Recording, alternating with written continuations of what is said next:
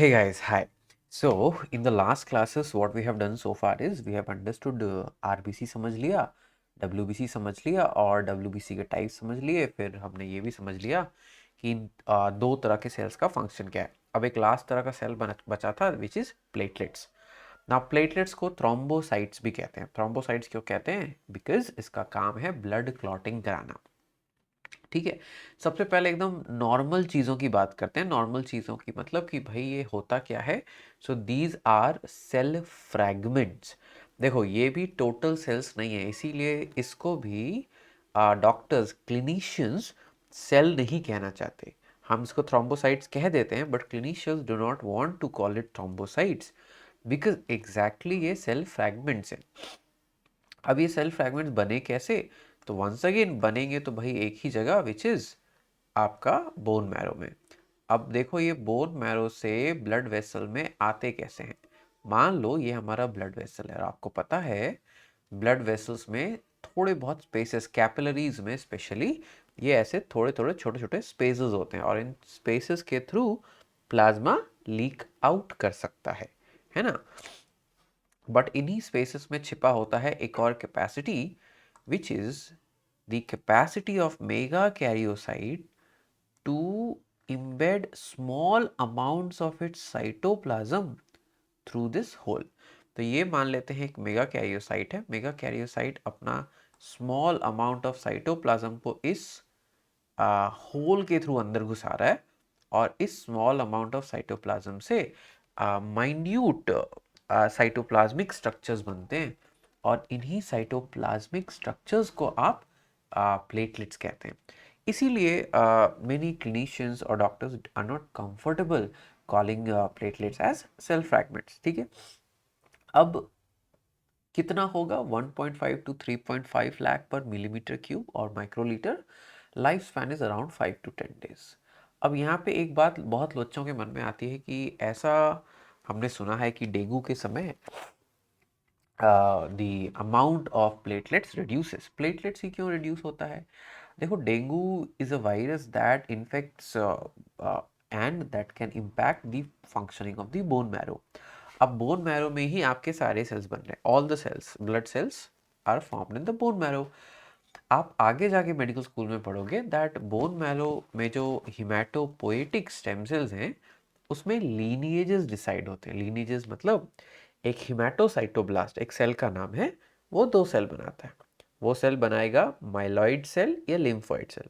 आप पढ़ोगे ये चीज़ें, अभी आपको याद रखने की ज़रूरत नहीं है। फिर जो ये माइलॉइड सेल है ये भी लीनिएजेस में स्प्लिट होता है, जो लिम्फोइड सेल है वो भी लीनिएजेस में स्प्लिट होता है। तो सारे जो सेल्स हैं वो धीरे धीरे लीनिएजेस में स्प्लिट होते जाते हैं और अल्टीमेटली ये जो ह्यूज वैरायटी ऑफ सेल्स आप देखते हो ना वो बनकर आता है।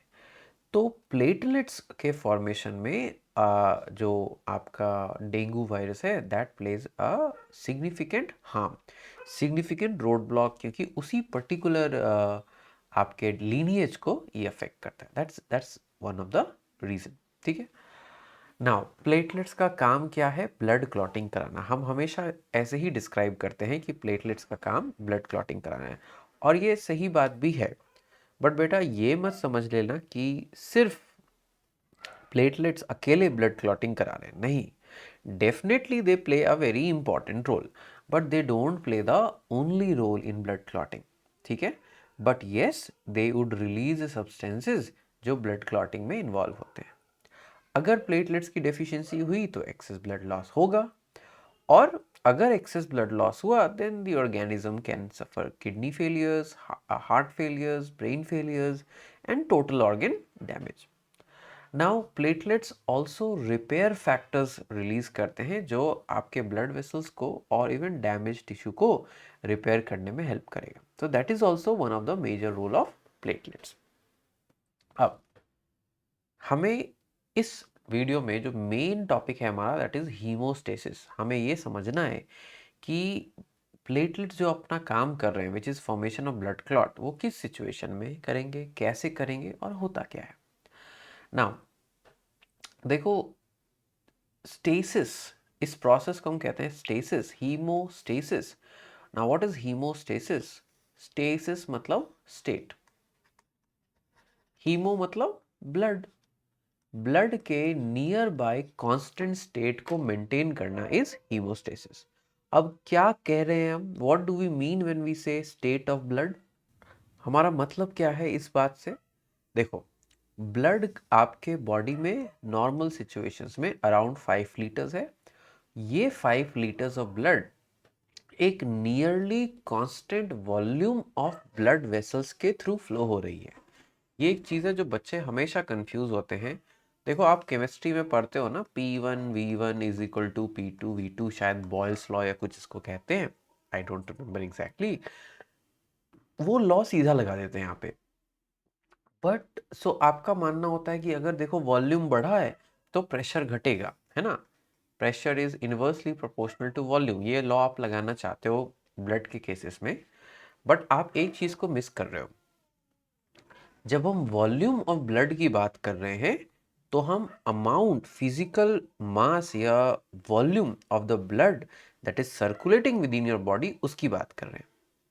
और जब हम प्रेशर की बात कर रहे हैं, I am trying to talk about ये जो ब्लड ब्लड वेसल से फ्लो कर रहा है, तो दीवारों पे कितना पुश डाल रहा है, दीवार कितना पुश बैक डाल रहे हैं, वो हो गया आपका ब्लड प्रेशर। ठीक है? सो आपका body nearly constant amount of blood volume and nearly constant amount of blood pressure maintain करना चाहता है। ठीक है? अगर ब्लड वॉल्यूम घटा for any reason, one of the reason is कि सिंपल ब्लड वेसल में डैमेज हुआ, ब्लड लीक हो गया, एक सिंपल रीजन ये हो सकता है। अगर ब्लड वॉल्यूम ड्रॉप होगा तो ब्लड प्रेशर भी ड्रॉप होगा। क्यों? Amount of the blood enclosed with in the blood vessel वो डिक्रीज हो चुका है। अगर ब्लड प्रेशर ड्रॉप होगा तो सिग्निफिकेंट अमाउंट ऑफ ब्लड आपके ब्रेन या किडनीज या कोई भी इंपॉर्टेंट ऑर्गन तक नहीं पहुंच सकता। ठीक है? तो इसीलिए it's very important to maintain the blood volume and maintain the blood pressure. अब कैसे करते हैं? तो आप हमेशा सोचते हो ब्लड क्लॉटिंग ही होगा।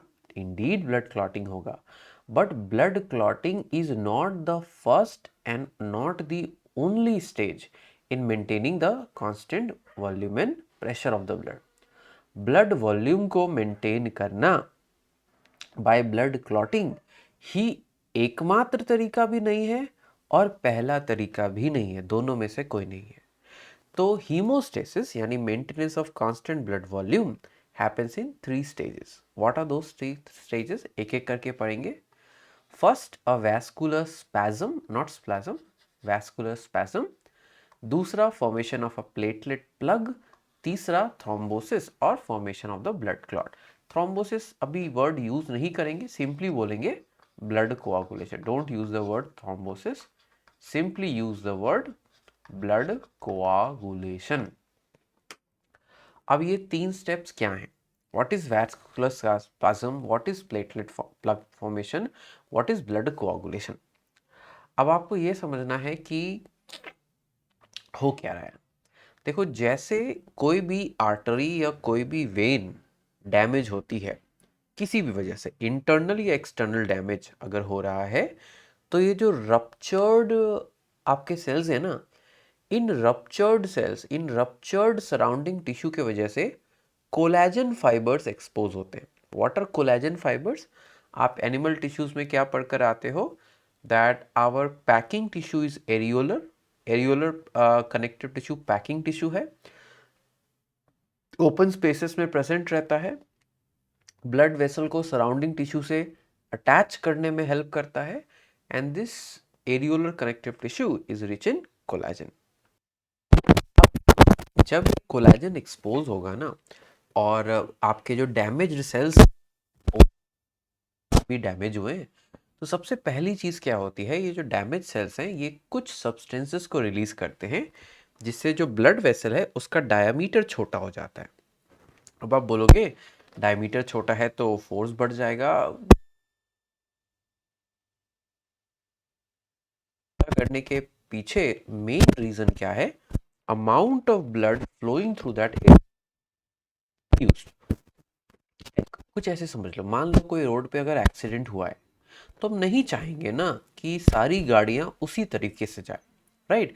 अगर सारी गाड़ियां अभी उसी तरफ से जा रही हैं तो सिचुएशन तो और ख़राब हो जाएगी।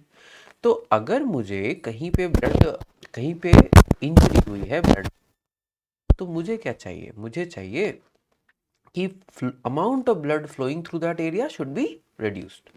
तो जो डैमेज्ड ब्लड वेसल है या डैमेज्ड टिश्यू है, वो ऐसे सब्सटेंसेस रिलीज करते हैं कि वहाँ जो है सबसे पहले वेजो कंस्ट्रिक्शन होगा। कंस्ट्रिक्शन, डायमीटर छोटा होना, वेजो ब्लड वेसल का। जैसे ही वेजो कंस्ट्रिक्शन हुआ, amount of blood flowing through that area reduces. This is vascular spasm, first step. अब सेकेंड स्टेप क्या है? ये जो कोलेजन थ्रेड्स रिलीज हुए या विजिबल हो गए या एक्सपोज हो गए डैमेज सेल्स के, ये कोलेजन थ्रेड से प्लेटलेट्स जाके ऐसे चिपक जाएंगे। ऐसे समझो कि मान लो कि कोई एक्सीडेंट हुआ है, before the person goes to a hospital, जो एम्बुलेंस आती है ले जाने के लिए, वो कोशिश करती है कि डैमेज को मिनिमाइज किया जाए, पेशेंट को स्टेबलाइज किया जाए। आपने देखा होगा मूवीज में कि आते ही ऑक्सीजन मास्क लगा देते हैं अगर जरूरत पड़ी तो, है ना। या अगर ब्लड लॉस देखा तो तुरंत ब्लड चढ़ाना शुरू कर देते हैं देखकर। तो कुछ फर्स्ट एड जैसी चीज़ें करके आप पेशेंट को तब तक स्टेबलाइज करते हो जब तक उसको एक्सपर्ट मेडिकल हेल्प हॉस्पिटल में ना मिले। बिल्कुल उसी तरह platelets is like a Band-Aid. अगर कहीं पे टीयर हुआ है तो ताकि ब्लड लॉस रिड्यूस हो, within tens of seconds to minute आपके कोलेजन फाइबर्स प्लेटलेट्स को ट्रैप कर लेते हैं। और प्लेटलेट्स के ट्रैप होने की वजह से एक प्लग फॉर्म हो जाता है। ये प्लग उतना सॉलिड नहीं है, ये प्लग उतना स्ट्रांग नहीं है कि ब्लड के एक्सेसिव लॉस को रोक दे, बट ये प्लग उतना स्ट्रांग ज़रूर है कि ब्लड के फ्लो को या ब्लड के लॉस को मिनिमाइज या ऑलमोस्ट स्टॉप ज़रूर करेगा। ठीक है। So before the blood coagulation can take place, which might take a minute and few, this platelet plug formation जो है second responder है। फर्स्ट रिस्पॉन्डर वेजोकंस्ट्रिक्शन, सेकेंड रिस्पॉन्डर एक प्लेटलेट प्लग बनाओ और उस होल को सील कर दो सो दैट हमारा मिनिमम अमाउंट ऑफ लॉस हो। This is the second step. ठीक। अब इतना होने के बाद, प्लेटलेट प्लग फॉर्मेशन होने के बाद, फाइनली आप ब्लड क्लॉटिंग करोगे, विच इज ब्लड को कोआगुलेट करेंगे। कैसे करेंगे? अब देखो, ब्लड में आपके क्लॉटिंग फैक्टर्स होते हैं, इंक्लूडिंग सर्टेन क्लॉटिंग फैक्टर्स आपके प्लेटलेट्स के अंदर भी होते हैं। कितने क्लॉटिंग फैक्टर्स हैं? Almost, not almost, there total there are 13 clotting factors. Calcium भी एक क्लॉटिंग फैक्टर है। विटामिन के क्लॉटिंग फैक्टर नहीं है, but synthesis of clotting factor के लिए इंपॉर्टेंट होता है। ये clotting factors most of the time liver बनाता है। तो liver is a guy which makes most of these clotting factors. ठीक है। और ये क्लॉटिंग फैक्टर्स प्लाज्मा में होते हैं। कुछ क्लॉटिंग फैक्टर्स आपके थ्रोम्बोसाइट्स यानी कि प्लेटलेट्स के अंदर भी हैं। ओके। तो जैसे ये प्लेटलेट्स एक जगह इकट्ठा हो गए, एक कैस्केड शुरू होता है। कैस्केड क्या है? इमेजिन करो, आप सुबह लेट से उठे, मम्मी ने देख लिया कि भाई आज 6 बजे की जगह 6:30 बजे जनाब उठे हैं। बस सबसे पहले क्या करेंगी मम्मी? आज ब्रेड 2 नहीं मिलेगी, एक ही मिलेगी। फिर आपने बोला कि मम्मी दोस्तों के संग खेलने जाना है। मम्मी ने बोला अच्छा, एक तो जनाब लेट उठे, उसके बाद खेलने भी जाना है। मम्मी ने मना कर दिया। तो अब मम्मी का भी गुस्सा आ गया। आप पापा को जाके बोल गए कि पापा देखो मम्मी ने खेलने नहीं जाने दिया। मम्मी ने पहले पापा को चाबी लगा दी थी कि भाई खेलने मत जाने देना, बंदा आज लेट उठाए। तो फिर पापा ने, अच्छा तुझे खेलने जाना है, पढ़ाई तेरे से होती नहीं, चल रिपोर्ट कार्ड दिखा। पापा ने रिपोर्ट कार्ड मांग लिया। अब रिपोर्ट कार्ड मांग लिया तो डायरी भी मांग ली। स्कूल डायरी में कंप्लेन थी। मतलब सिचुएशन खराब से खराब होते गई। और ये सब शुरू कब से हुआ? जब आप लेट उठे, आधे घंटे की लेट, और ये सारी गड़बड़ी शुरू हो गई। जब एक इवेंट किसी दूसरे इवेंट को कॉज करता है, दूसरा इवेंट तीसरा, तीसरे इवेंट चौथे, इसी को कहते हैं कैस्केड, सिलसिला। हिंदी में अगर हम बोले तो सिलसिला ऑफ रिएक्शंस। सो वैसे ही blood clotting starts because of the cascade of reaction. Okay, और ये कैस्केड ऑफ रिएक्शन शुरू करवाता है प्लेटलेट्स। अब क्या हमें ये 13 क्लॉटिंग फैक्टर्स को इन्वॉल्व करने वाला पूरा कैस्केड जानना है? बिल्कुल नहीं। हमें इस कैस्केड का लास्ट स्टेप जानना है। लास्ट स्टेप में एक थ्रोम्बिन एक्टिवेटिंग फैक्टर आता है, और ये थ्रोम्बिन एक्टिवेटिंग फैक्टर थ्रोम्बोकाइनेज जैसे एंजाइम्स को एक्टिवेट करता है, और इवेंचुअली एक इनएक्टिव प्रोटीन थ्रोम्बिन एक एक्टिव एंजाइम में कन्वर्ट हो जाता है, जिसको हम कहते हैं थ्रोम्बिन। सो जो कैस्केड जब शुरू होगा तो एक सेकेंड लास्ट स्टेप में एक प्रोटीन प्रोथ्रोम्बिन थ्रोम्बिन में कन्वर्ट हो जाती है। अब थ्रोम्बिन एक एक्टिव एंजाइम है, वो फिर से फीडबैक दे रहा है कि भाई और बनाओ और बनाओ और बनाओ, क्योंकि शायद काफ़ी ना हो, वी डोंट नो ना। अब ये थ्रोम्बिन क्या करेगा, एक दूसरे प्रोटीन के ऊपर एक्ट करेगा। हमने क्या बोला था, कैस्केड होगा, सिलसिला होगा।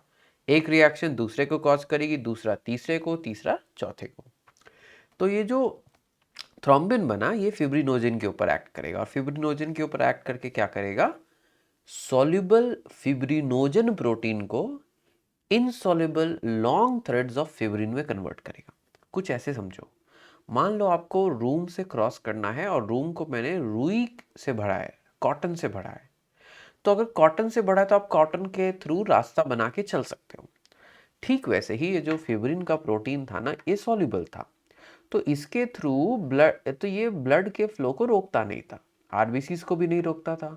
और हमें याद है हमारे ब्लड का 45% आरबीसीज ही है, तो आराम से ब्लड फ्लो होता था। बट जब थ्रोम्बिन एक्टिवेट होगा तो ये सॉल्युबल फॉर्म ऑफ फिब्रिनोजन को इनसॉल्युबल बना देगा, और ये फिब्रिन के ऐसे रेशे रेशे थ्रेड्स बन जाएंगे। तो जहां पे आपका ब्लड क्लॉटिंग होना था, वहां पे फिब्रिन का एक मेश बन जाएगा।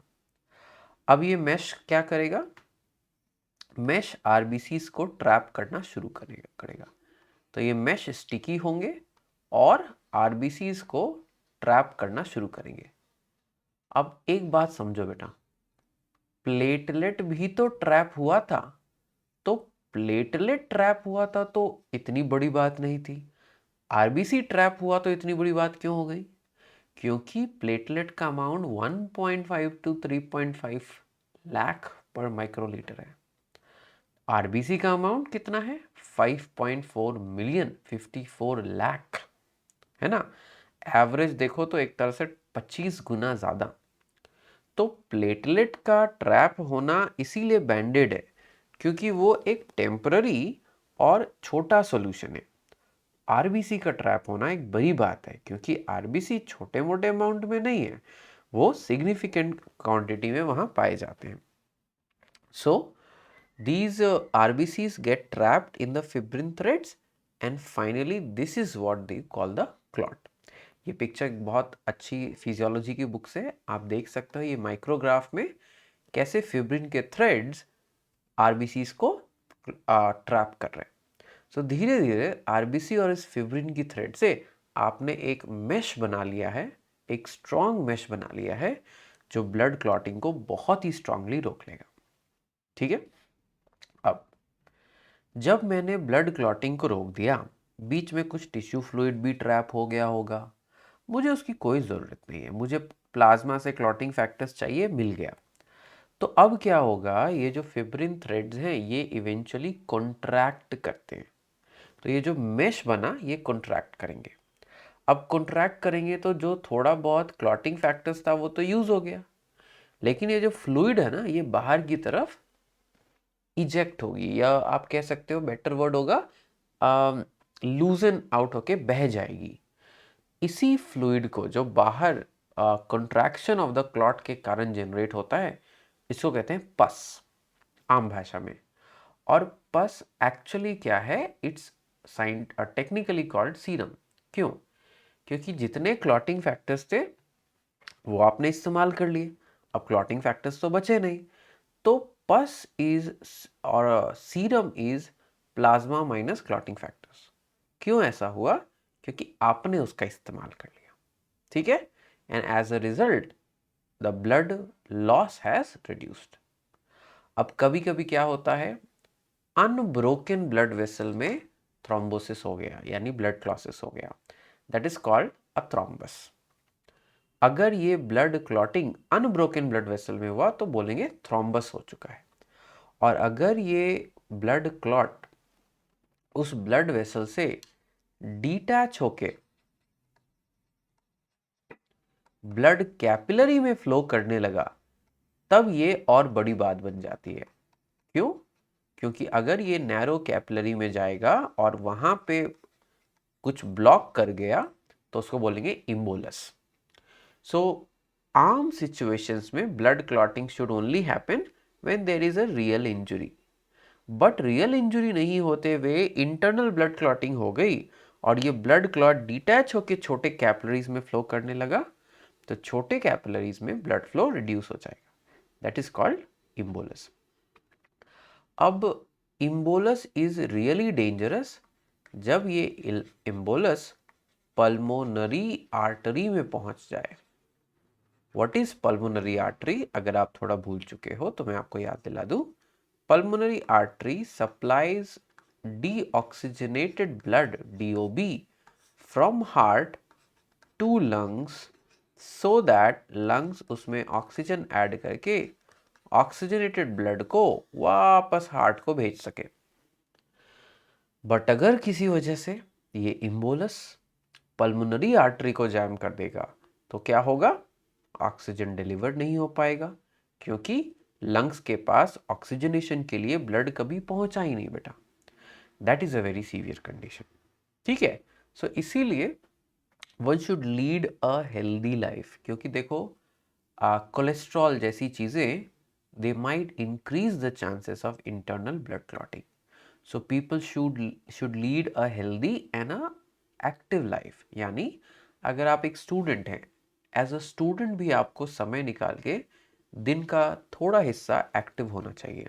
You should take a jog, you should take a run, you should work out a little bit, थोड़ा वेट्स उठाने चाहिए। There is no need to go to a gym. आप जो नॉर्मल दिनचर्या काम करते हो वो करो। आप घर पे पुशअप्स कर लिया, कुछ पुलअप्स कर लिए, घर के कुछ सामान उठा लिए, तो मम्मी ने कुछ सामान लाने बोला है वो ले आया। बेटा ये सब फिजिकल एक्टिविटी में काउंट होता है, और इतना physical activity is very essential at this place. Specially metro में बच्चे आजकल बहुत ज़्यादा इनएक्टिव होते जा रहे हैं, which is not good, right? So it's better that you keep your cardiovascular system healthy by ensuring that you are doing enough activity, ठीक है। अब एक और चीज़ हमें समझनी है, what is haemophilia. Haemophilia is a condition when blood clotting is not possible, when blood clotting decreases because of कोई ना कोई फैक्टर मिसिंग होता है। फैक्टर 8, फैक्टर 9 और फैक्टर 11, तीन फैक्टर्स जेनेटिक रीजंस की वजह से, जेनेटिक डिसऑर्डर्स की वजह से कभी कभी मिसिंग होते हैं। तो उसी केस में हीमोफीलिया होता है। अब हीमोफीलिया हो तो ब्लड क्लॉट नहीं करेगा, यानी अगर एक छोटा सा माइन्यूट कट भी हो गया तो the person would bleed to death, ठीक है। अभी हम इसको क्योर करने की कोशिश कर रहे हैं, we are trying gene therapies to cure it. एक जीन थेरेपी तो हमारे इंडिया में तमिलनाडु में अभी डेवलप हो रहा है, which will reduce the cost of these gene therapies, ठीक है। So hemophilia is a genetic disorder जिसमें ब्लड क्लॉटिंग का मैकेनिज्म रुक जाता है। अब ब्लड क्लॉटिंग अपने आप आपके ब्लड में ना हो जाए, इसीलिए आपको पता है आपके ब्लड में हिपैरिन होता है। Heparin is a natural anticoagulant.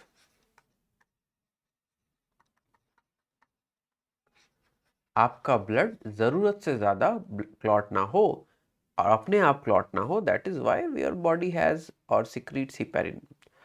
अब देखो, कम होना भी बुरा, ज्यादा होना भी बुरा। किसी वजह से अगर ब्लड ज़रूरत से ज़्यादा क्लॉट हो रहा है दैट्स ऑल्सो रॉन्ग, अगर कम क्लॉट हो रहा है दैट्स ऑल्सो। अब इसी चीज़ का फ़ायदा कुछ वेनम्स और पॉइजन्स उठाते हैं, या सर्टेन टाइप्स कोई ड्रग्स भी ब्लड थिनर्स के रूप में काम करते हैं और वो ब्लड क्लॉटिंग की कैपेसिटी को रिड्यूस कर देते हैं। आपने देखा होगा या पढ़ा, एनिमल किंगडम में पढ़ा था, लीच हिरुदिनेरिया जब ब्लड सक कर रहा होता है तो वो हिपैरिन जैसे कंपाउंड हिरुदिन को रिलीज करता है। हिरुदिन ब्लड वेसल में क्लॉटिंग को प्रिवेंट करता है। दैट इज वाई लीच जो है वो स्किन से अटैच होने के बाद कंटिन्यूसली ब्लड को सक कर पा रहा होता है। कई पॉइजन्स या सॉरी वेनम्स जो होते हैं वो भी एंटी कोआगुलेंट्स होते हैं। देखो आप सोचते हो कि clotting is something that only happens when there is a macro tear, हमेशा they are micro tears that are happening in the body. कहीं ब्लड वेसल में हल्का सा माइक्रोस्कोपिक लेवल पे टीयर हो गया और उसको रोकना हमारा काम है, ठीक है।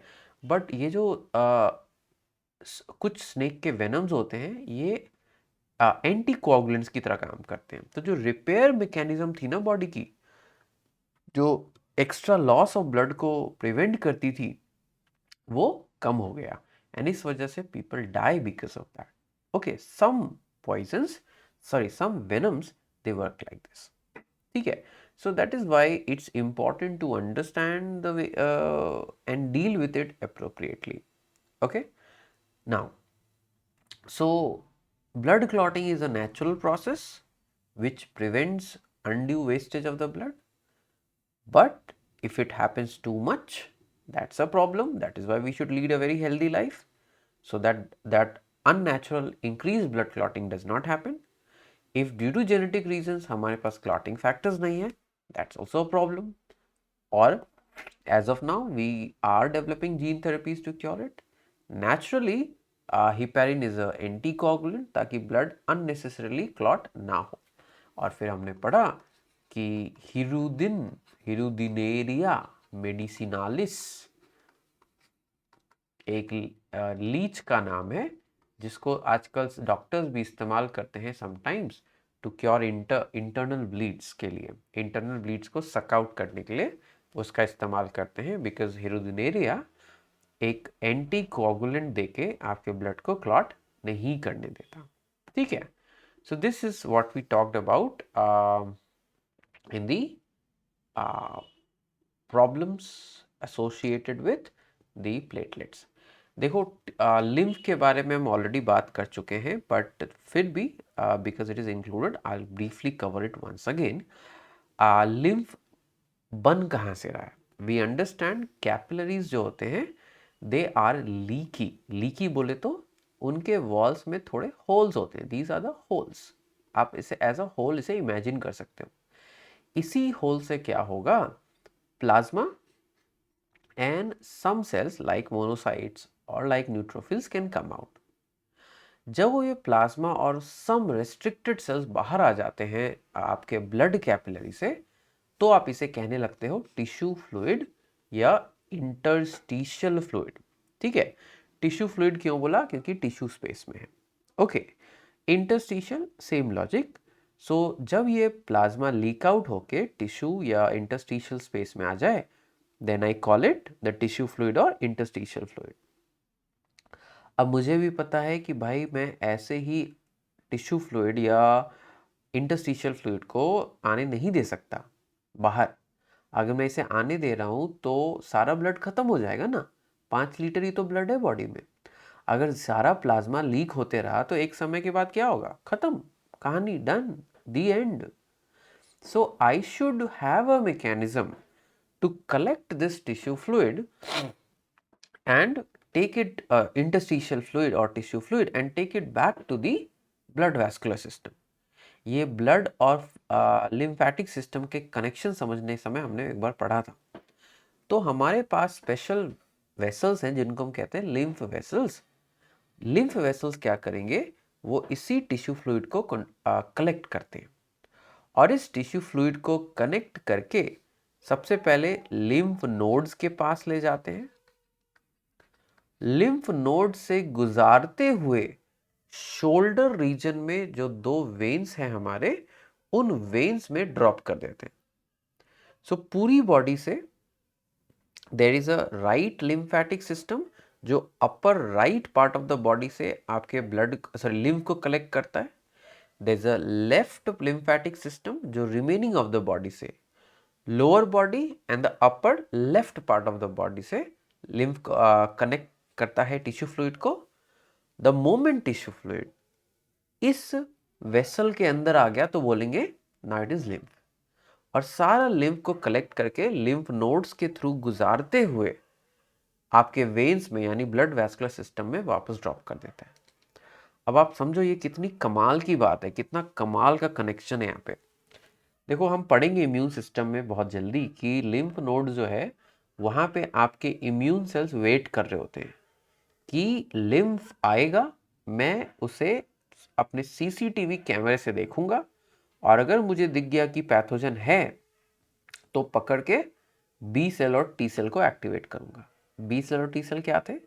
बी सेल और टी सेल आपके अडेप्टिव इम्यूनिटी के कंपोनेंट थे और वो बहुत स्पेसिफिकली आपके पैथोजन को समझ सकते हैं। ठीक ऐसे ही देखो एक एनालॉजी समझो। पुलिस स्टेशंस के पास क्या होती है, लिस्ट होती है कि परपोर्टेड मतलब सपोजिड क्रिमिनल्स की, कि शायद ये क्रिमिनल्स हैं। ठीक है, अगर आपको कुछ शक हो रहा होता है तो आप किसी को क्या बोलोगे, भाई चलो मेरे साथ जरा पुलिस स्टेशन चेक कराएं तुम्हारा, ऐसा ऐसा बोलते हैं ना, कि या किसी पे शक है तो पुलिस स्टेशन लेके जाते हैं या पुलिस स्टेशन में जाके इन्फॉर्म कर देते हैं। अब मान लो कोई भी ऑर्गन अगर इन्फेक्टेड है, किसी भी ऑर्गन में अगर पैथोजन है, तो उस ऑर्गन के सेल्स इन्फेक्टेड हैं या ऑर्गन में आ गया तो वहाँ के ब्लड कैपिलरीज में एंटर करेगा और ब्लड या सिंपली टिश्यू स्पेस में आ जाएगा। अगर मान लो आप लंग्स की बात करो, कोई पैथोजन हमारे लंग्स में चला गया तो लंग्स के बैग्स को एल्वियोलाई कहते हैं। एल्वियोलाई को क्रॉस अगर कर जाता है तो टिश्यू स्पेस में जाएगा। अब टिश्यू स्पेस से हो सकता है कैपिलरी में चला जाए और कैपिलरी लीकी होने की वजह से फिर से टिश्यू स्पेस में आ जाए, और सिंपली टिश्यू स्पेस में है और लिम्फ ने उसे कलेक्ट कर लिया। अब लिम्फ क्या करेगा, उसे लिम्फ नोड्स के थ्रू होके गुजारते हुए आपका लेकर जाएगा और लिम्फ नोड्स में बी सेल और टी सेल इंतजार कर रहे हैं, देखते हैं कोई पैथोजन तो नहीं है और वो चेक करते रहते हैं। अगर पैथोजन होगा तो बाइंड हो जाएगा और अगर बाइंड हुआ तो उस पर्टिकुलर टाइप के पैथोजन के अगेंस्ट आपका lymphatic system special B cells और टी सेल्स को रिलीज कर देता है और फिर पूरी बॉडी में फैल के वो उस तरह के पैथोजन को ढूंढ ढूंढ के मारते हैं। ठीक है, तो ये सिग्निफिकेंस है लिम्फ का। Lymph is not just collecting everything बेटा, it will collect whatever the cells are releasing. ये जो आपके जो सेल्स हैं, मान लो ये एक एंडोक्राइनल सेल है, अगर एंडोक्राइनल सेल है तो इसने अपना हार्मोन यहाँ दिया होगा। कुछ हार्मोन हो सकता है यहीं से ब्लड कैपिलरी में चला जाए, कुछ हार्मोन हो सकता है यहाँ से सिस्टम में आ जाए, और जैसे ही सिस्टम में आया तो इसको मैंने लिम्फ नोड्स के थ्रू कैरी करके फाइनली वीनस सिस्टम में लाकर और फिर पूरे बॉडी में डिस्ट्रीब्यूट कर दी। So lymphatic system is the actual bridge, जो आप समझ सकते हो, जो आपके टिश्यूज को ब्लड सिस्टम को कनेक्ट कर रहा है। और ये कनेक्शन बहुत ज़रूरी है क्योंकि कनेक्शन सिर्फ एक मियर कनेक्शन नहीं है, ये लिम्फ नोड्स जो कि हमारे बॉडी के पुल स्टेशन है उनसे लेकर गुजरता है इसको। ठीक है, ताकि प्रॉपर चेक हो पाए भाई कोई पैथोजन तो नहीं आ गया। अब यहाँ पे एक और छोटी सी बात है जो आपको समझ लेनी चाहिए। यहाँ पे आपने सुना होगा आजकल कभी कभी होता है कि people are exercising in the gym और अचानक से उनको हार्ट अटैक आ गया। अगर किसी वजह से ब्लड का फ्लो या लिम्फ का फ्लो रिड्यूस हो रहा है तो ब्लड सर्कुलेशन रुक जाएगा। अब आप ये समझो, इमेजिन करो मैं दौड़ रहा हूँ या कोई भी दौड़ रहे हैं, जैसे आप दौड़ रहे हो आपके हार्ट को बोल दिया जाता है कि भाई बंदा दौड़ रहा है, pump more blood and pump stronger and faster and stronger pumping की वजह से heart enough amount of blood आपके लिम्स हाथ और पैर की तरफ भेज रहा है। ठीक है, अब सारा प्रेशर अभी हम पढ़ेंगे कि आर्टरीज में डाइल्यूट हो जाता है। तो वेन्स जो ब्लड को रिटर्न कर रही है, they are depending upon the compression of the muscles to push the blood.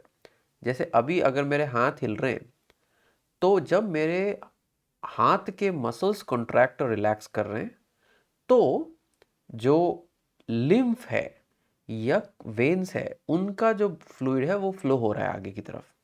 ठीक है, और यही फ्लूइड वेना केवा के through, vena cava is a vein supplying deoxygenated blood to the heart, flow होके वापस आ रहा है। अगर something stops this back flow, not back flow, this flow of the blood और lymph back to the veins, तो क्या होगा? ब्लड यही रह जाएगा, है ना।